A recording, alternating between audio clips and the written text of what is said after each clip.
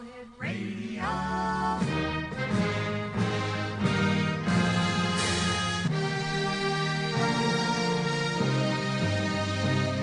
Welcome to the X Zone, a place where fact is fiction and fiction is reality.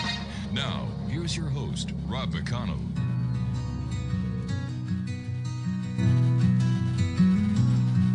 The sun broke through like a whisper inside, painted golden on the tears in your eye. The clock ticked loud in the hollow of time. We stood at the edge of a long, lonesome line. Words got caught in a tangled embrace. Too much to feel, too much to face. This is the day of goodbyes, my friend, where every moment must find its end. And good evening, one and all, and welcome back to the X Zone. I am Rob McConnell. This is hour number 2 of tonight's show, and we're coming to you from our broadcast center and studios in St. Catharines, Ontario, Canada. If you'd like to send me an email, xzone@xzoneradiotv.com, and on all social media sites, Xzone Radio TV. My guest this hour is Meri Ramey Gray, founder of Mass Soul Infusion. The website is masssoulinfusion.com. A quantum shifter and spiritual consultant. Meri leads groups, meditations, spiritual house cleanings, psychic medium sessions, and soul transformation therapies. And joining me now is it's Meri Ramey Gray, right? Yes. Okay, thank you. Tell us a little bit about yourself, Meri. Well, first, good evening, Rob, and thank you for having me. Oh, it's my pleasure. A little bit about myself is the interesting shift for me personally that had changed was going through breast cancer. And I had to go through chemo. Mm-hmm. And with the chemo itself and the treatment, it changed how my mind did think. So it's like losing words, how your mind would create a sentence. And instead, I would visualize or just be able to see the energy of different scenarios and situations. And the one thing that I knew was that something was either right or it was wrong. Like it was black and white. It was pretty simple. So that definitely led to this exponential growth in the spiritual realm. I understand that you say cancer is a spiritual experience. How so? Yes. I knew, like when I was diagnosed, that because of who I was, just being kind of a psychic medium and everything, that I was being given an opportunity to go through it in a very unique way. And in order to be able to share this experience with others, I wanted to honor that journey. In the middle of the chemo, when it was like really painful, and I'm curled up, and in that moment, I could feel how many people had felt that same suffering, whether it was the parents or babies or children, grandparents. And when I was able to write 2 days later, because I posted a lot of the journey on my personal Facebook page, and I wrote and I said, thank you, God, and please give people extra love today and extra hugs today for everybody who's been here and everybody who made them dinner or supported them, and I just felt it so much. And I just wrote it as from that place, and I received like 168 thank you letters, which I was not expecting. And just saying, like, I felt that, and we were there, and like it changed people. It was just amazing as one experience. Meri, let's start at the beginning. What first drew you towards spirituality and energy work? I started to have interesting memories, like as a child, and I would know things as a child, like a very young child. Even being at a few years old, I would know circumstances, like I could feel people when they would change, even my mom. Mm-hmm. Like, if my mom was not right in her normal self, like I could really feel it, and I could ask her, and she would just be like, how do you know that? like, I don't know, I just know. So that's kind of the early experiences of that. Now, you describe Mass Soul Infusion as directed intention for all. How did this concept come into being? Well, I love that you asked. I had set an intention to change the world. Like, you know what I mean? For the world to feel better, people to feel better, clean water, things like that. And when you set just firm intentions, they kind of have a way of showing up in your life. And when you expand your awareness, you recognize when that happens. And so if you think about changing the world, there's a massive amount of souls on the planet. And so in order to create an energetic shift, it's kind of infusing a newness. And my friend, Dr. Wendy Peterman, helped me come together with Mass Soul Infusion. And that's how we linked it together. So I very much give her credit on that part of my website, because that was brilliant. Can you explain what quantum shifting means in your work? In my particular work, when you have a change of awareness, like how you see the world, that is your quantum shifting.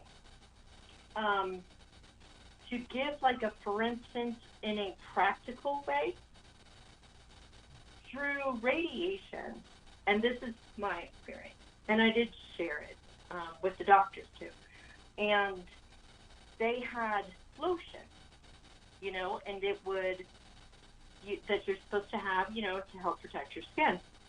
And when I was watching it and how they were, showing you how to apply it before you started it, it didn't quite sit with me in that way.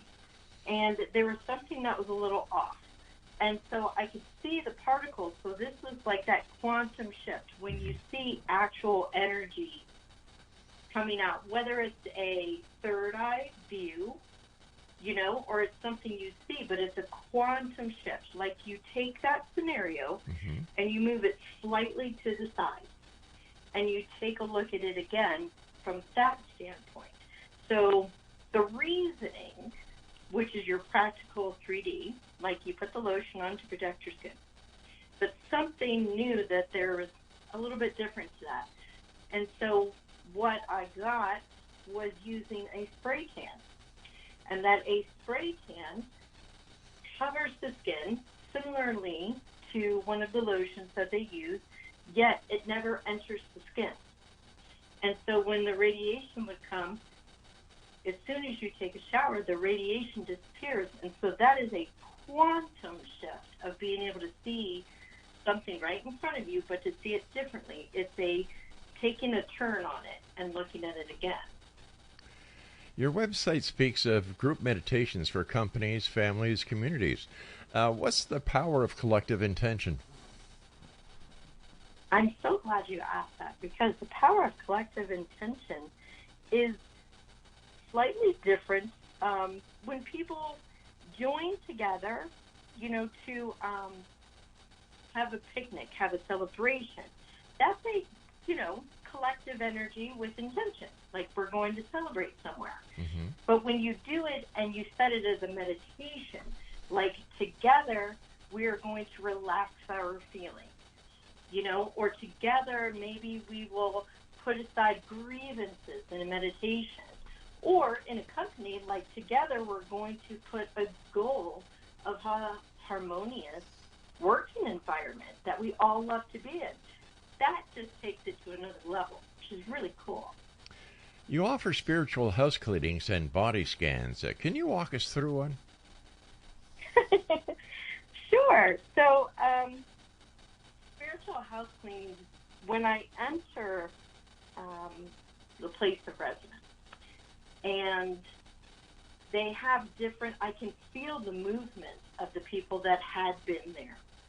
So whether they have passed or not, does not change the residual energy that they've left somewhere.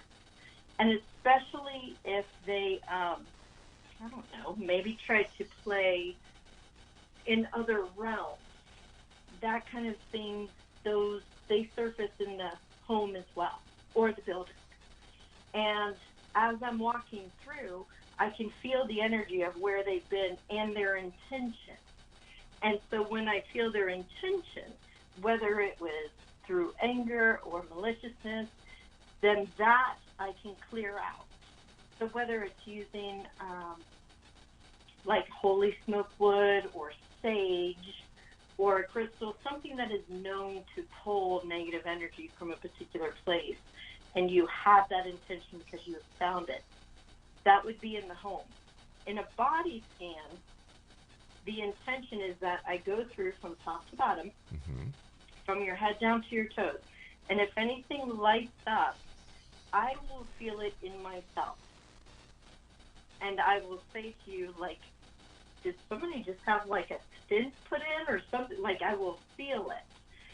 And, but if I'm with you, I can put my hands on you, if it's okay, and just kind of feel to the areas that I'm drawn to, and that area will become really hot to my touch, and I'll know that that's where it's located at.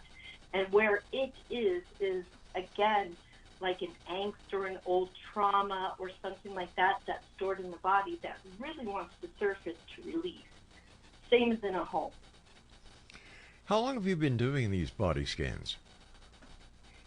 I've been doing the body scans a lot since coming out of chemo, because like I said, I literally could see things so much differently, and I could see energy in a higher fashion. Like I would do something similar to Reiki and things like that, you know, before chemo.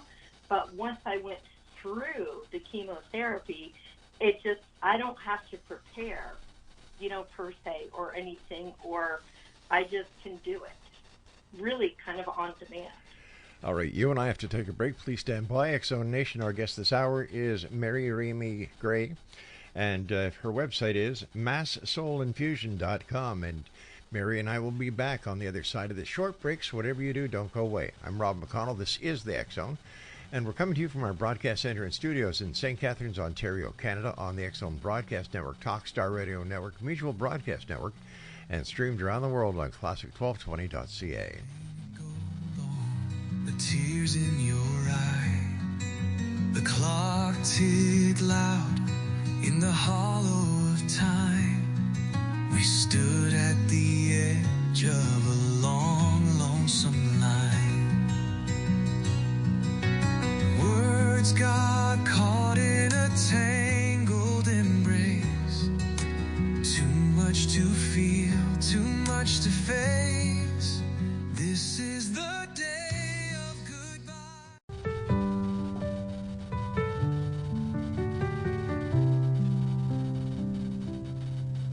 In a quiet town called Carrickman, near the river's gentle call, lived a woman with a light so pure, she gave her love to all. She walked the streets of Montreal with grace and steady hands, working for the salvage folk from far off London lands. My mother, my friend, a soul so kind, a guardian angel through space and time.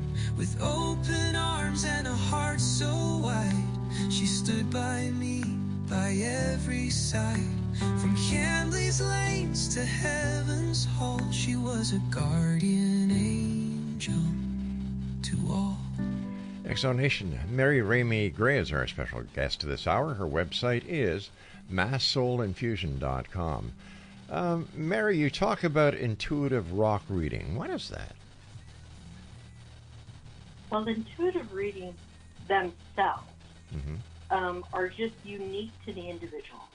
So if you sit down with me, it can just begin to come through. Like if there's somebody who's passed away, who's waiting for you, they can come through and we can start talking about that. Sometimes we just start talking like coffee talk. And there's something in the words that they're saying that can seem just completely random to them. But there's an energy in them that I can see. And it will connect to something that is going on presently. Or we can also do using tarot cards and pulling it that way. And there's also past lives. Sometimes that also comes through too. So it is absolutely unique to the person receiving the message. It really has nothing to do with me. You know, it's how they receive that is really important, which is why the intuitive part really counts. So, take me through a reading. Somebody contacts you and they say, Meri, I'd like to get a reading. How long do the readings take? Generally speaking, the readings, especially if it's the first one, is usually about an hour and a half, because we start in on what they really want to talk about, you know, because usually you have an idea if you're reaching out to somebody, and you're like, this is what I want to do. And, for instance, you can say, I really want to make these changes. I don't know why I feel stuck in my life. Here's just a really good scenario. Well, if it's a man or a woman, and we'll say it's a woman, how old was your mom when she stopped working? And they're like, well, I don't know. She might have been like 52. Well, how old are you now? You know what I mean? Like, there's different scenarios that literally will become present without their knowledge. Like, they just think that they're kind of stuck. But generally speaking, in that stuckness is almost like an epigenetic kind of thing. There is something about their environment prior to that helped bring them here. And so we just kind of start that way.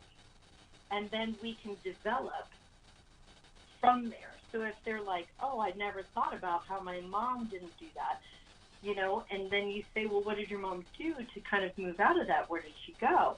Oh, well, she went and did this. Well, do you feel comfortable doing something like that now? And it's so unique and so cool. Like, we can start doing that. And if there's anything that shows up in the body, like, I will feel that, and I can ask them, like, hey, did somebody have, like, a head injury recently? And it's like, oh, yeah, that happened. And well, that's coming up in here. And then we'll go to the cards, like, as an ending, as a kind of wrap-up, you know?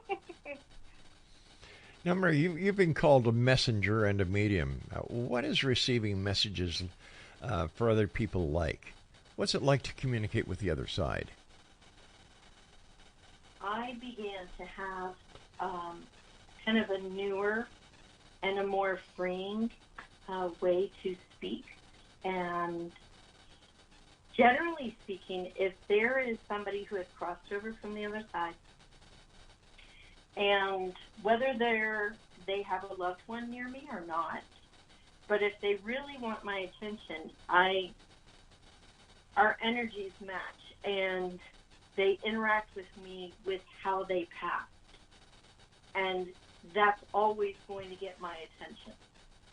And since that's in my wheelhouse of, if you're going to get my attention, do this. And then I can hear them. And then their messages start to come through. And it's not like necessarily always an audible voice. In fact, it rarely is. It feels like you are talking to yourself. But the person's telling you things that you yourself have no idea. But yet it seems familiar. Like, all of a sudden, I'm in Florida.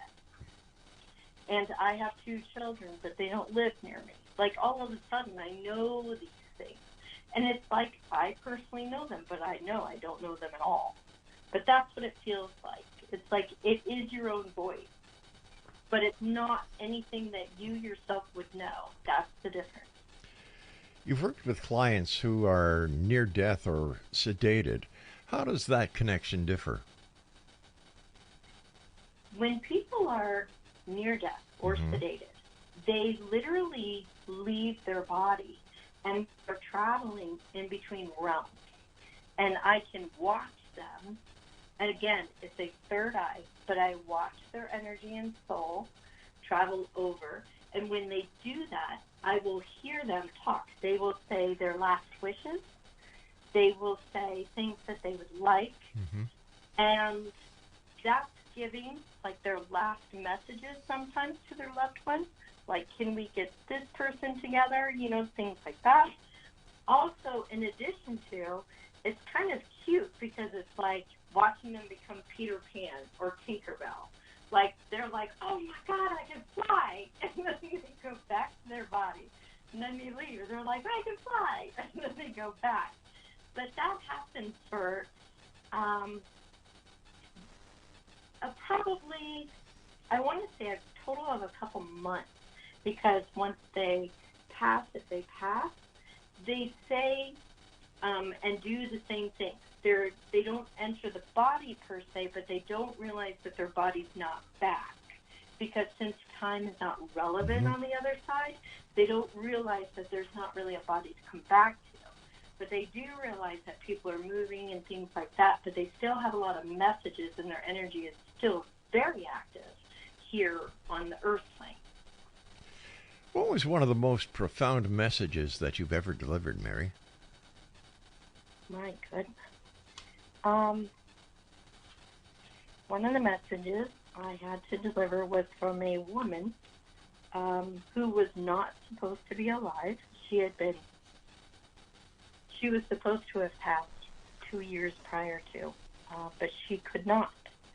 And she could not because she really needed to give a message to her daughter. But her and her daughter did not have a good relationship at all. And I heard her, and again, these are things that I personally would not know in any way, shape, or form. And I tried to reach her daughter. I went to go visit her daughter, and she was not home. And so I was like, well, you know what? I'm going to stop at, a small little shop, and I got stationery and an envelope and a pen. And I wrote and really just channeled her mom or just let her mom speak, and I just wrote. And it was like a 6-page letter. And I had a friend who was friends, with this lady, and I went back to her house, and, she wasn't there, which is all okay. The energy of not being available is kind of why I had to write the letter, because the mom and the daughter couldn't get together, so even energetically they couldn't. And my friend called me about 3 hours later and said, Meri, she got the letter. And she knew that obviously it was not her mom who delivered it.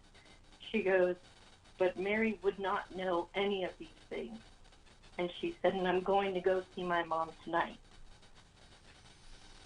How do you explain how that happens? That happens? brought them together. How do you explain how that works? It seems so far-fetched, and yet so many people have had these kind of experiences. Oh, absolutely.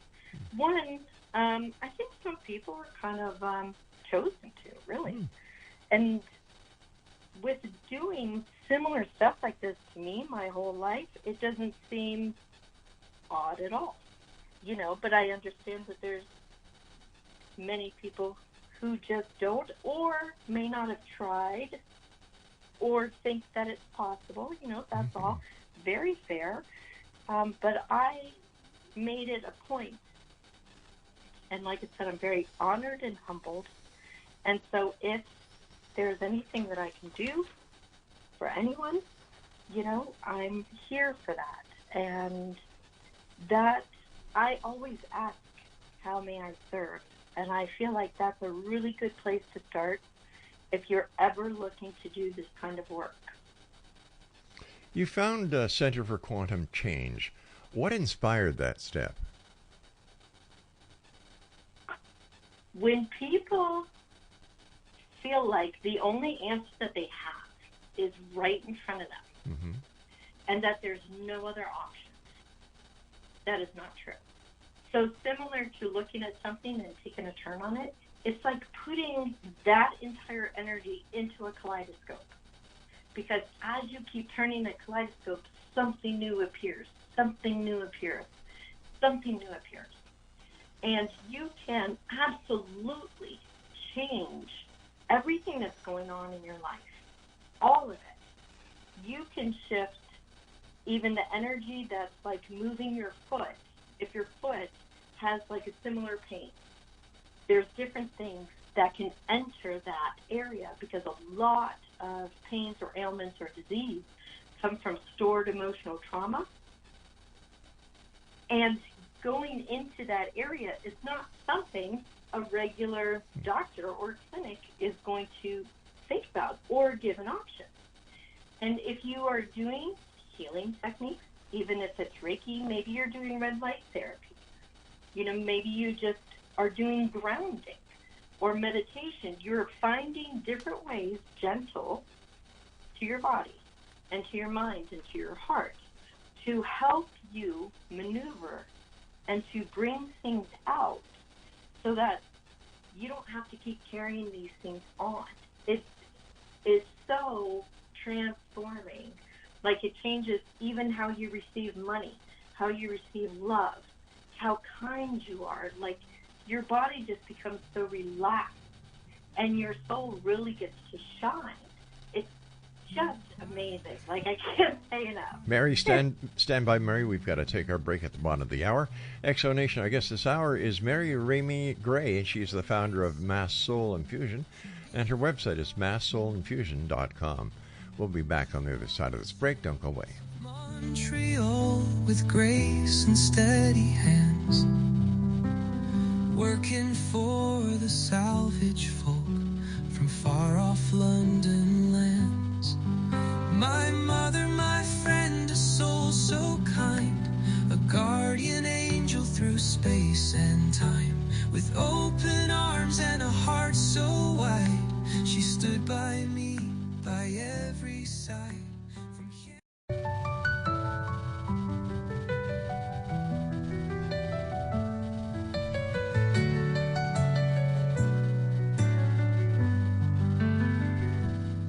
some days I walk, some days I crawl, some days I can't feel much at all. My body's a maze that I try to read. Every step forward, a silent need. But I won't let this break who I am. I've learned how to fight, learned how to stand. I may fall, but still I rise. Through the pain, through the tears in my eyes. This road is long, but it's mine to tread. With every sunrise, I lift my head. I won't be defined by what I can't do. Still I rise, and I always will too. Let's talk about legacy, Meri. Your sessions in conferences like Fresh Life Ahead. What core message do you share? With the legacy itself, I take, again, a slight little quarter turn on it.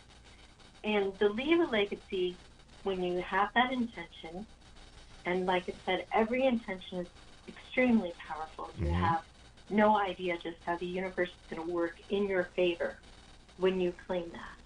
And so when you leave a legacy, you know that what came before you is not necessarily what you want to all pass on to the younger generation.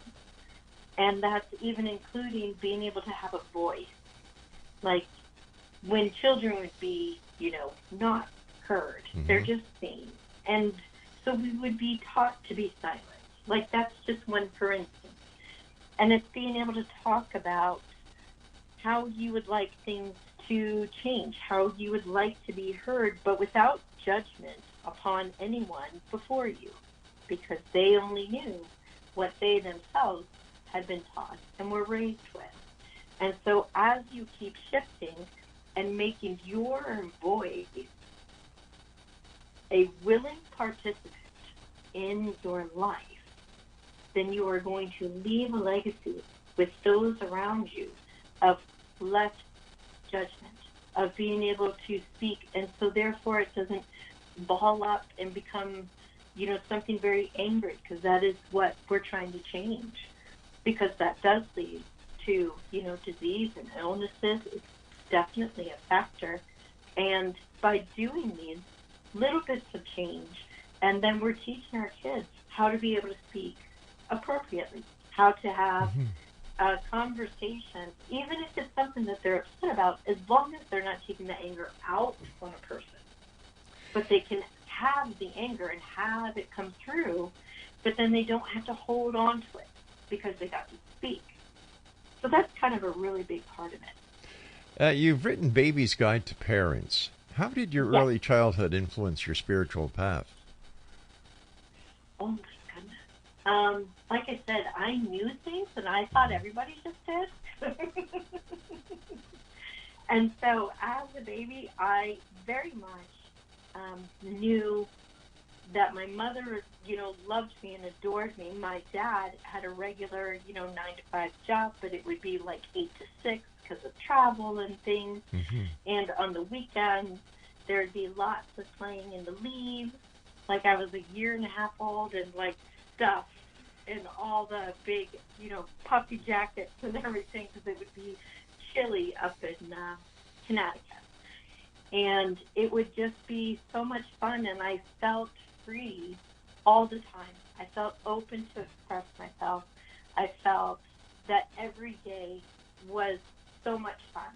And that was a huge participant in being able to write that book, because you want every day to be so much fun, especially for the baby and the parents. Is there an underlying philosophy behind all mass soul infusion offerings, or how does that work? Well, the underlying part is that a lot of the souls, beforehand had a lot of rules. Like, you are only welcome in this area if you're this. You are only to be heard when spoken to. You are only allowed to create change if you are given the opportunity, and please do not break the rules. And those rules gave so much constriction to the masses that's how there's so much prevalence of disease and sickness and illness, and people do not know how to help heal themselves. But who came up with these rules? With what? Who came up with the rules?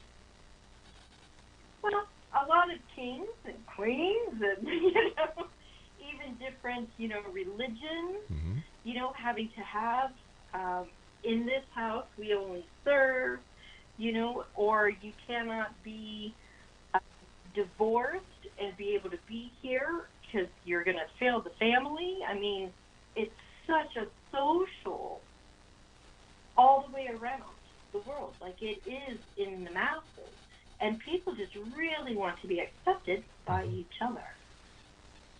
How does someone new to meditation or energy work begin with you?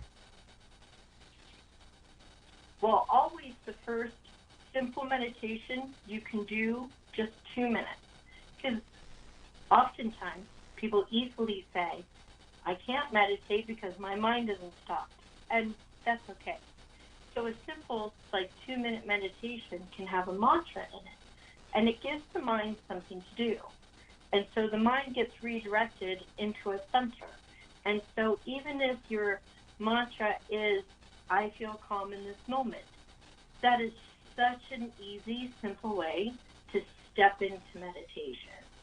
And if you wanted to step into Reiki or to healing, you can talk through your body, like tell your mind, relax, it's okay. Tell your eyes, relax, it's okay. Tell your cheeks, your mouth, your shoulders, walk yourself down your body while laying down. That in and of itself is going to change the cells of your body and add healing. And it is so simple. What misconceptions about psychic or intuitive work bothers you? Well, what would be? I think some people think that, like, you're just in it for the money, like it's just a street hustle, you know? Like the people on the sidewalks at the table, and they're telling you something horrible is going to happen to you unless you spend $1,000 with me. I think that's real. Okay. You've had personal health challenges. How did they shape your spiritual practice? You know, when I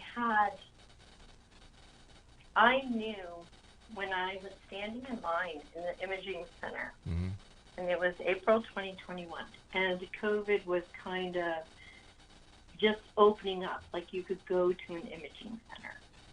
And there was a sign there that day, and it said, walk-in mammogram today, available.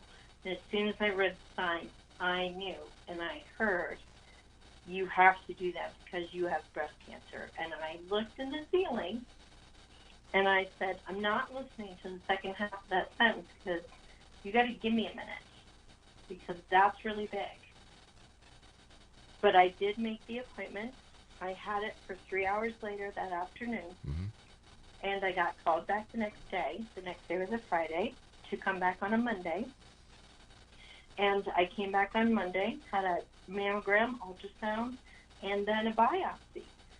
And by Tuesday at 10:30, it was confirmed that I had cancer. And like I said, I knew. And I could not be mad. That was like number one. I couldn't be mad. That was the first thing that I learned. Because if I was mad, I was going to miss what I was supposed to learn from it. And in addition to finding out through my body the different things that had been having a hard time, I found out how much I neglected my own self and how much I didn't love things the way that I really wanted to. And I realized that my desire to just be happy and to be loved was actually not working because it was breast cancer, and the cancer was right near my heart. Wow. And from that, I realized that I was doing things that I didn't love, trying to get love. And that is powerful. And that, in and of itself, for me personally, changed me and how I approach life. How long have you been cancer-free now? Well, the end of my treatments was in January 2022. Wow. So we're right at 3.5 years. That's wonderful to hear. That is wonderful to hear. I understand that you see angels. Oh, yes, I do. Tell me about some angel experiences that you've had. Well, definitely one of the biggest experiences was when they had come down to protect my sister. And I personally had not seen angels before of my own, like even in a third eye view. But I knew that there was something that really bad was going to happen, and my sister was going to die. There was going to be a really bad accident. And I prayed and prayed, and I was like, please, like my sister can't go through this. I was like, she's by herself. She doesn't even have any kids. She doesn't take up a lot of earth space. You know, like, you try to make these bargains. And the next day, because this was like 3 days, you know, because she was leaving in a week. And I said, you know, please. And I was shown the third day how the angels took the explosion that was to happen, and they appeared in the corners of the building, and they packed it back into the instrument. And I knew my sister was going to be okay. And I did go meet her at the airport before she left, you know, and I was just like, I know it's going to be okay. The interesting part was it still blew up, but only 24 hours after my sister left. Fascinating. Stand by. We've got to take our final break for this hour. Exonation, our guest this hour is Meri Ramey Gray. Her website is... All right, do you have your pencils and paper ready? Okay, Exonation, here it is. MassSoulInfusion.com. And we'll be back as we wrap up this hour and tonight's show here in the X Zone from our broadcast center and studios in St. Catharines, Ontario, Canada. I'm Rob McConnell. Don't go away. That I try to read every step forward, a silent need, but I won't let this break who I am. I've learned how to fight, learned how to stand. I may fall, but still I rise.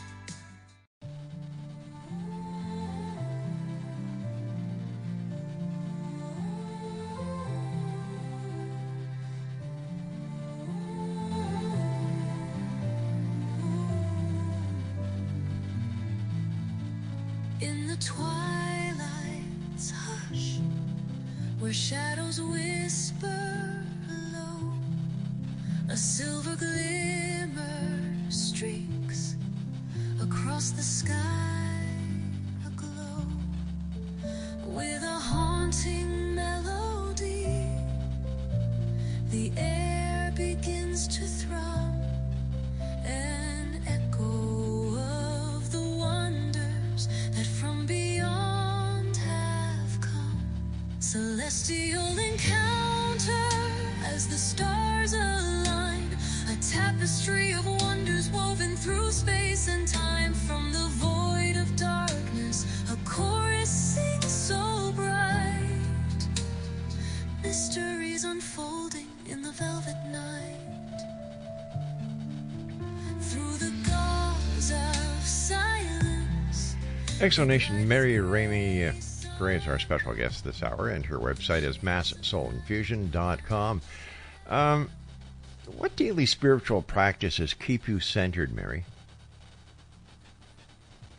Every morning is always the best time for me personally to make sure that I am centered to start my day. So I always meditate first, and it can be a simple meditation.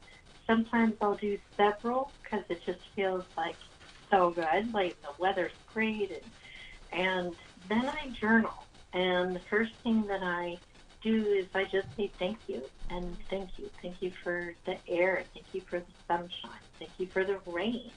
Like, it doesn't matter when you're grateful for all of life, that it is going to work with you. It doesn't mean, you know, bad things don't happen or anything. Those are life experiences, and that is why we're here. Who are you thanking? Personally, I just thank God. Because to me, that's who I've always spoken with, even as a child. Like, if I would hear things or be instructed to do things, I just assumed it was God. What role does intention play when you're healing someone? The role of intention is the first one. Without intention, everything has a temporary status. to give a few words.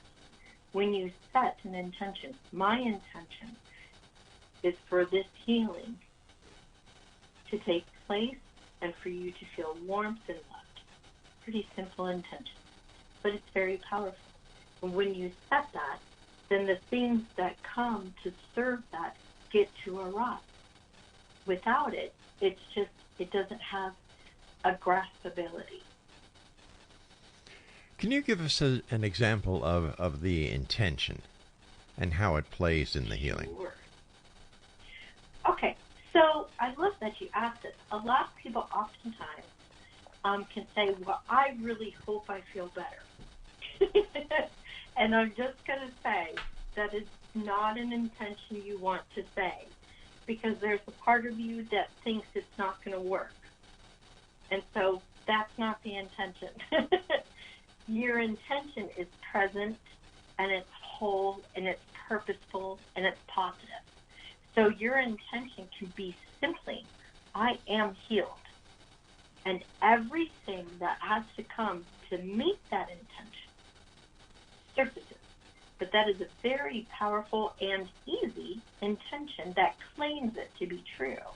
Because without you, it has no power. I see. You speak of breaking generational pain, Meri. How does one start that process?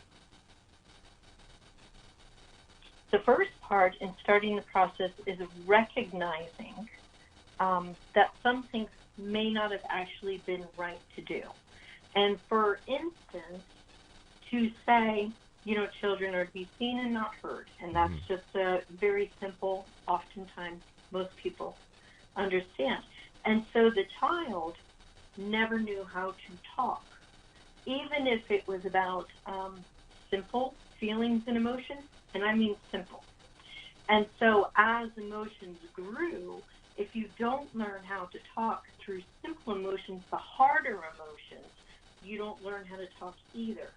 And so by being able to express yourself and to do it in just a simple way, without trying to harm others or anything, like just learning to be able to express your emotions, then those emotions don't get stored in the body. When those emotions store in the body often enough and become a literal change to the DNA vibration, that particular person becomes a parent. That vibration and sequence of DNA shift goes to the next generation. And this is why the epigenetics of trauma literally shifts vibrationally DNA and goes through generations. So in order to back that up and to create that change, you have to go back through the generations of why things happened of emotional trauma or drama, things of circumstance, to be able to take it apart. And so therefore you're changing the vibrational sequencing of the DNA. So is this like past life regression? No, not at all. No, It is current state. Like you're awake, we're having a conversation, and you can realize that your mother taught you this. You don't need a past life for that. From the energy of that conversation of your mom, and then there's her mother. And again, you don't have to do past life in order to do that. You can do it present, right now, and we can walk through it without judgment and realize who held the torch. Even if it's 2 generations back, that's enough generation to create a change in the sequence. What's one takeaway you hope listeners get from our interview tonight? The biggest takeaway, if there is to be one, is that right now, no matter what is happening in your life, it doesn't matter. It can all be turned for the good. It really, really can. These simple setting an intention changes your life. It gives your vibration a voice, and that matters a lot.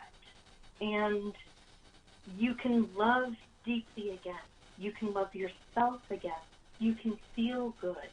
These things are so abundant of what life is supposed to be. Like, if there is anything, that would be it. Finally, what advice would you give someone yearning for spiritual freedom? Jump in with both feet. Remember in Mary Poppins? Did you see that movie? Many years ago, yes. Well, Dick Van Dyke drew the pictures on the sidewalk. Right. And Mary Poppins showed up with the kids. And he's trying to do this and shake and wiggle and da-da. And she goes, just jump. And they jump and they're there. And that's all you have to do is have the courage, love, and faith in yourself that as soon as you make that leap, the universe is going to go millions of miles to catch you there. These are undoubtedly very troublesome times around the world. Any advice for the audience on how to cope with the geopolitical as well as all the nastiness, the negativity that's just coming out of nowhere? I know, I agree. The biggest part of understanding what new creation is has to come from destruction. It always happens. You know, a volcano appears and new land gets to form. Right. You know, there's a wildfire and there's new grass. Trust that this part of sequence of events has to occur in its current state so that we're kind of rid of it, so that we're kind of rid of that energy that created that old stuff. And so just trust that it is working out in our favor. Do you find that there's more and more people looking for spirituality these days, and that there's a thirst out there, a desire for people to find out more about spirituality and how they can benefit from their participation in spirituality? The benefit of spirituality, I want to start there because I feel like that is really important to just kind of state. When we act, and like you said, with the political climate and everything, the more that we act through the mind's energy, it has its own energy that with anger or hate or it's not justice, that particular energy is not good for the planet or for other people. So I feel like some people are just finding spirituality because they're kind of pushed to the brink. Like, I can't stand this. Like, there's so much hate. There's so much. Like, I need to find somewhere else. And the more then that people collectively go to spirituality, which means they're taking a stand that they do not want to live that way anymore. And that energy does not get to exist. It's like being able to starve it out. And that is beautiful. So as people enter in, it doesn't matter where you go, just start. And you can trust that you're going to find your way through. If you meet somebody, it doesn't matter, drums, sound circles, crystals. If it doesn't work for you, try a different one. Just keep going. There is something for everyone, and there's usually multiple. My final thought for tonight is, in your opinion, Mary, is there a difference between spirituality and religion? I do believe so, very much. My auntie, is very much in the Catholic religion and church. And she said, Mary, you do all this work, and it's all beautiful to me, because to me it's all creation. And she said, why can't you just, be Catholic? And I said, because there's things that they don't, like being gay, that's not welcome. And I said, and that's just not true. I said, if you know that you're created by love and you're created, nobody's rejected. And that to me is what that difference is, spirituality, you understand and know that everybody has their purpose here to have a human experience. And the religion says you can only be welcome if you are in this realm, and that is not true. Mary, I hate to do this, but we've just run out of time for tonight. I want to thank you ever so much for joining us. Great talking to you. Keep up the great work. And Exonation, if you'd like to find out more about our guest this hour, Meri Ramey Gray, visit her website, masssoulinfusion.com. Well, that's it for tonight. I'll be back tomorrow night at 10 o'clock as once again we cross the time-space continuum to this place that I call the X-Zone. It's a place where people dare to believe and dare to be heard, Monday through Friday from 10 p.m. Eastern until midnight, right here on the X-Zone Broadcast Network, Talkstar Radio Network, Mutual Broadcast Network, and streamed around the world on your hometown radio, Classic 1220. That's classic1220.ca. So until tomorrow night, my friends, always keep your eyes to the sky and your heart to the light. Good night, everyone. Across the sky, aglow with